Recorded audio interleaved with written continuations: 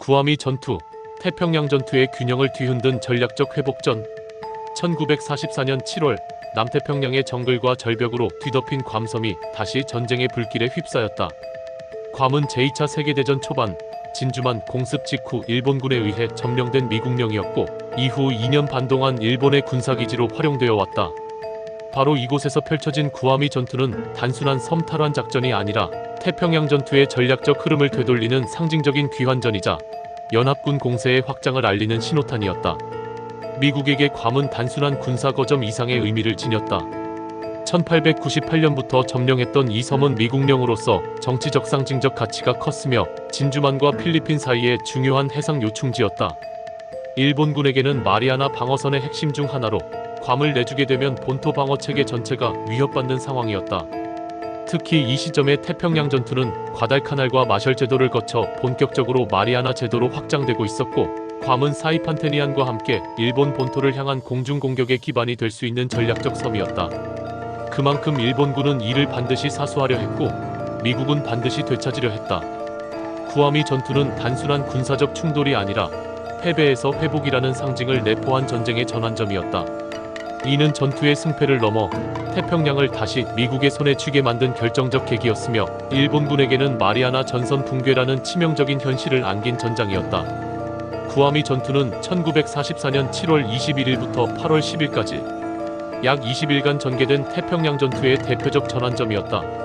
이 전투는 단순한 미군령 재탈환 작전을 넘어 연합군이 태평양 서부 해역에서 공세의 주도권을 완전히 장악하는 계기가 되었고 일본 본토를 향한 길목을 확고히 다지는 기반이 되었다. 괌은 전쟁 초기 일본에 의해 빠르게 점령된 미국령이자 미국과 필리핀, 오스트레일리아를 잇는 전략적 요충지였다. 이 전투에서 미국은 정교한 상륙작전과 압도적인 해공군력을 동원해 일본군의 완강한 저항을 돌파했고 일본군은 조직적인 방어와 옥새로 맞서며 끝까지 항복을 거부했다. 결국 괌의 탈환은 단지 하나의 섬을 되찾는 데 그치지 않고 마리아나 제도 전역을 장악함으로써 일본 본토에 직접적인 위협을 가하는 전략적 발판이 되었다. 1. 배경 미국령 괌의 상실과 탈환 작전의 필요성. 괌은 1898년 미국-스페인 전쟁 이후 미국이 통치하던 섬으로 진주만과 필리핀을 잇는 핵심 중간 기지였다. 그러나 1941년 12월 10일 진주만 공습 사흘 뒤 일본군이 침공해 불과 이틀 만에 점령당했다. 이후 일본은 괌을 오미야지마로 개칭하고 약 1만 8천 명의 병력을 주둔시키며 요새화 작업을 진행했다. 미국은 괌을 반드시 탈환해야 했다. 정치적 상징성은 물론 마리아나 제도 전체를 점령하지 않으면 B-29 폭격기를 일본 본토에 투입하는 전략이 불가능했기 때문이다. 이미 6월 중순 사이판을 확보한 연합군은 괌을 그 다음 목표로 설정하고 철저한 준비를 통해 공격 작전을 개시했다. 2. 일본군의 방어 준비와 병력 배치. 일본 제29사단 약 1만 8,500여 명이 괌에 배치되어 있었으며 지휘는 타케시마 타케오 중장이 맡았다. 이들은 산악지형과 울창한 정글, 해안, 절벽 등 지형적 장점을 활용해 고지대에 진지와 벙커, 지하갱도를 설치하며 방어망을 구축했다.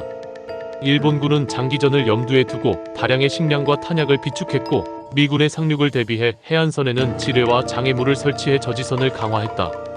특히 일본군은 민간인들을 방어 보조 인력으로 동원했으며 게릴라전과 야간 기습을 활용하는 전술을 병행해 미군의 진격을 늦추고 피해를 극대화하려 했다. 이는 과달카날, 타라와 사이판 전투에서 보여준 전술과 동일한 옥새 방어의 연장이었다. 3. 미군의 작전 개시와 상륙 작전의 전개.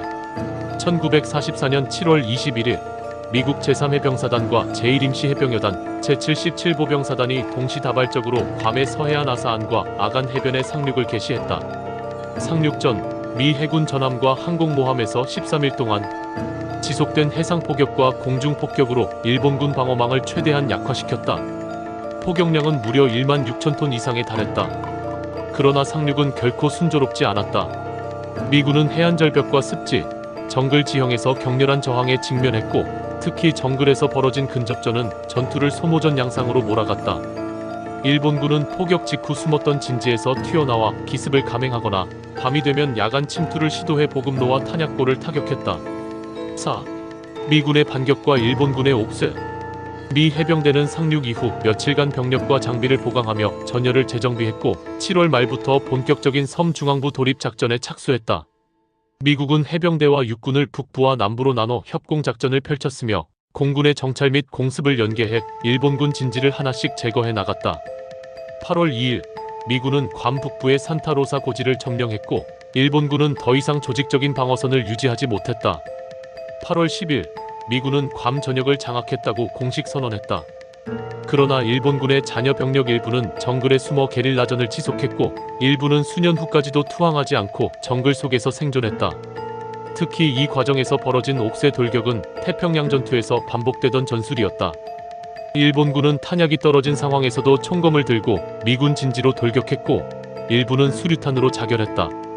이는 당시 일본의 절대 항복 금지 교리가 병사들 사이에 철저히 내면화되어 있었음을 보여준다. 5. 괌 탈환의 군사정치적 의미. 구아미 전투의 결과는 단순한 섬의 점령을 넘어 전략적으로 엄청난 파급력을 지녔다. 괌은 B-29 폭격기의 전진기지로 활용되며 이후 일본 본토 공습의 중심이 되었다. 괌의 아프라 항구는 태평양 최대의 해군 기지로 확대되었고 연합군의 병참 중심이자 보급 정비 허브로 기능했다. 정치적으로도 괌 탈환은 미국령 회복이라는 점에서 미국 대중과 정치권 모두에게 큰 반향을 불러일으켰다.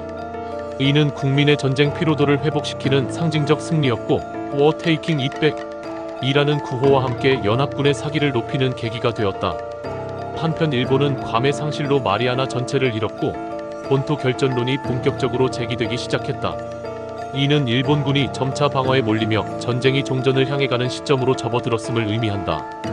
6. 전쟁의 확산과 괌의 후속 영향. 괌은 이후 태평양 전투의 허브가 되었다. 괌에서 출격한 B-29 폭격기는 도쿄, 나고야, 오사카 등 일본의 주요 도시를 무차별 폭격했고 히로시마 나가사키 원폭 투하 작전에도 괌은 핵심적인 전진기지 역할을 수행했다. 또한 괌은 이후 베트남전, 한국전 등 미국의 아시아-태평양 작전에서 거점으로 활용되며 군사적 중요성이 고착되었다. 구아미 전투는 단지 과거의 역사로 머무르지 않고 이후 세계 안보 질서에까지 영향을 미친 중대한 역사적 사건이었다. 구아미 전투는 미국에게는 땅을 되찾는 전투였고 일본에게는 마리아나 방어선이 무너지는 치명적 패전이었다. 그 전투는 단지 지형이 아닌 전세와 정신, 전략과 상징이 복합적으로 얽힌 치열한 충돌이었다. 태평양 전투의 흐름은 이 전투를 기점으로 더욱 확고히 연합군 쪽으로 기울었고 전쟁의 끝은 이제 시간 문제가 되었다.